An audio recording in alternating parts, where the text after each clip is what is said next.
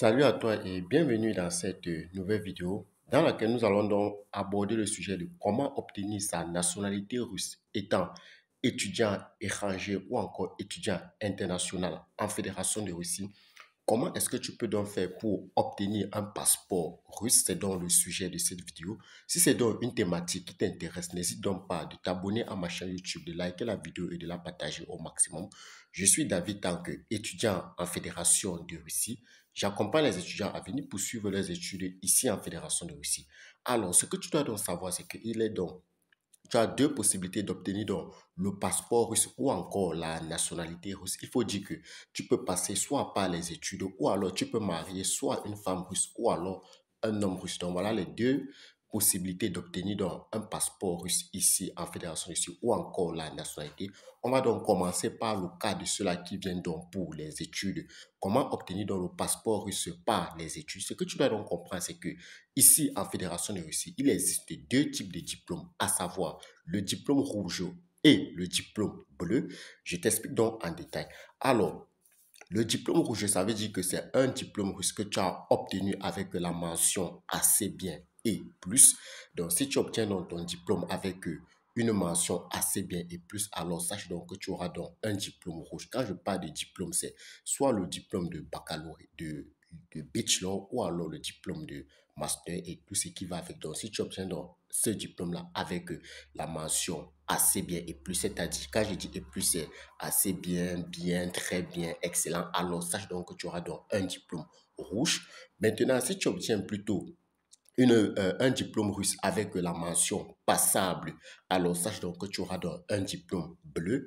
Et pour ceux qui vont donc avoir la nationalité russe ou encore le passeport russe, c'est ceux-là qui vont donc obtenir un diplôme rouge, c'est-à-dire qu'ils ont une mention assez bien et plus, c'est-à-dire assez bien, bien, très bien, excellent. Là, tu auras donc un diplôme rouge. Une fois que tu as donc obtenu ton diplôme rouge, il sera donc facile pour toi d'engager la procédure pour obtenir ta résidence permanente et ensuite obtenir ton passeport russe. Et oui, parce qu'on n'obtient pas directement le passeport russe ou encore la nationalité russe. On passe d'abord par ce qu'on appelle donc la résidence permanente qui te permet donc de vivre sur le territoire en Fédération de Russie sans toutefois renouveler ton visa chaque année. D'ailleurs, il faut dire qu'en 2022, il y a une loi qui est sortie pour la résidence temporaire pour les étudiants internationaux. Qu'est-ce qu'on entend par résidence temporaire? Si par exemple ton cursus universitaire, c'est le bachelor, ça veut dire que tu as 5 ans sur le territoire en Fédération de Russie, c'est-à-dire une année de cours de langue russe et 4 ans pour obtenir ton bachelor. Il faut dire que le système éducatif ici en Fédération de Russie pour obtenir le bachelor est différent du système en Afrique parce que en Afrique, l'obtention du bachelor, qu'on appelle encore la licence, c'est 3 années.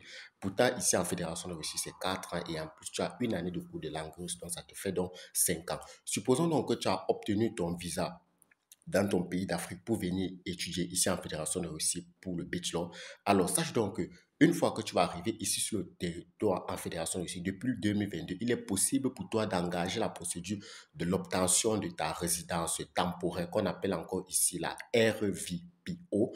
Et oui, cette RVPO te permet donc de ne plus prolonger ton visa chaque année.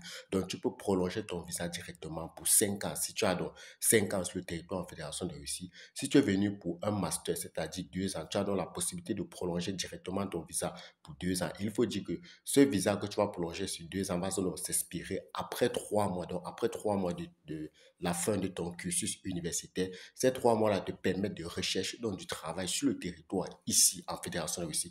Donc, ça, c'est déjà pour attirer l'attention de ceux qui sont en Afrique et qui disent qu'il n'est pas possible pour les étrangers de travailler en Fédération de Russie. C'est très faux. Pourquoi? Parce que après ta RVPO, tu as encore après l'expiration de ta RVPO, tu as 3 mois sur le territoire de Fédération de Russie, le temps pour toi de trouver un travail. Alors, si tu obtiens donc ta RVPO après tes études et que tu as donc obtenu ton diplôme rouge, il sera donc possible et facile pour toi d'attaquer directement l'obtention de ta résidence permanente. Une fois que tu as donc obtenu ta résidence permanente, tu engages la procédure pour obtenir donc ton passeport ou encore ta nationalité russe. Maintenant, pour celui-là qui n'a donc pas eu le diplôme rouge, mais qui a quand même eu sa RVPO, c'est-à-dire sa résidence temporaire, après, il a pu obtenir sa résidence permanente. Pour avoir donc la nationalité russe, il faudrait donc qu'il ait soit les biens immobiliers sur le territoire en Fédération de Russie, il faudrait qu'il soit en règle sur tous les plans en Fédération de Russie, qu'on ne voit pas peut-être qu'il a commis des dégâts, que son nom ne s'est pas retrouvé un peu de partout. Parce que les amis, comme vous savez, ici en Fédération de Russie, tout est traçable, donc tout ce que tu fais est suivi. Donc, il faut faire tout et tout pour être en règle sur le territoire en Fédération de Russie. Donc, si tu as donc ta résidence permanente et que tu as certains biens immobiliers sur le territoire, tu peux donc demander ton passeport russe ou encore ta nationalité russe. Donc, voilà donc les différentes étapes qui peuvent te permettre d'obtenir ton passeport russe pour toi qui es donc étudiant international ici en Fédération de Russie. Si tu as donc si tu es dans les petites villes ici en Fédération de Russie et que tu as besoin de venir ici à Saint-Pétersbourg ou bien à Moscou, venir poursuivre ton cursus universitaire, n'hésite donc pas de me contacter. Peu importe l'université que tu veux faire, que ce soit à Moscou ou à Saint-Pétersbourg, si tu es dans une petite ville en arrière de parfois, alors je peux donc t'accompagner à changer d'université. N'hésite donc pas de t'abonner à la chaîne, de liker la vidéo, de la partager au maximum. Et si tu as besoin d'accompagnement, si tu me suis depuis l'Afrique, tu as besoin d'accompagnement pour venir poursuivre tes études ici en Fédération de Russie, n'hésite pas également à me contacter, peu importe le service que tu as besoin. C'était donc David Tanguy.